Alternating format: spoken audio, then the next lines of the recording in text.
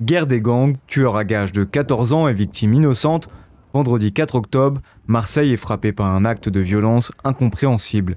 Nessim Ramdam, chauffeur VTC de 37 ans, est abattu au volant de son véhicule pour avoir refusé d'obéir à son passager. Un tueur à gages de 14 ans. 2 jours plus tard, le procureur de la République de Marseille fait le point sur l'enquête.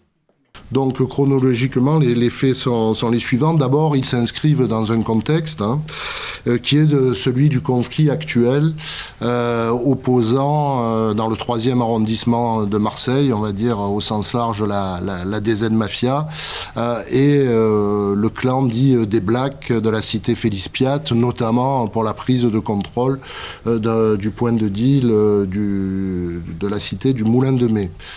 Ce qui est évident, c'est que M. Ramdam n'obtempère pas à la demande des deux individus. Le mineur de 14 ans sort son 357 Magnum qu'il avait à la ceinture et lui tire une balle mortelle à l'arrière du crâne. Nous avons déjà malheureusement eu à déplorer sur Marseille des victimes totalement extérieures du trafic, mais qui étaient victimes souvent de balles perdues. Là, vous avez une victime totalement extérieure qui va être froidement abattue. Donc je pense que là aussi, on est dans un degré supplémentaire.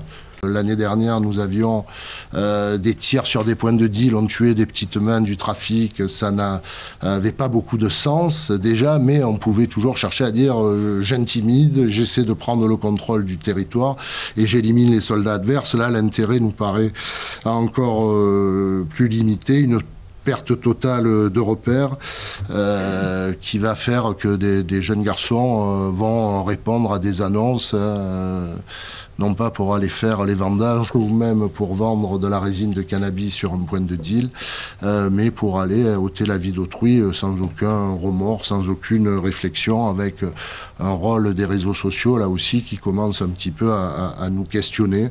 Le commanditaire qui a été là aussi, je vous le disais au début de mon propos, identifié par un travail d'investigation rapide et efficace, a été extrait de la maison d'arrêt de Luynes et il est déféré ce matin en même temps que le jeune homme de 14 ans.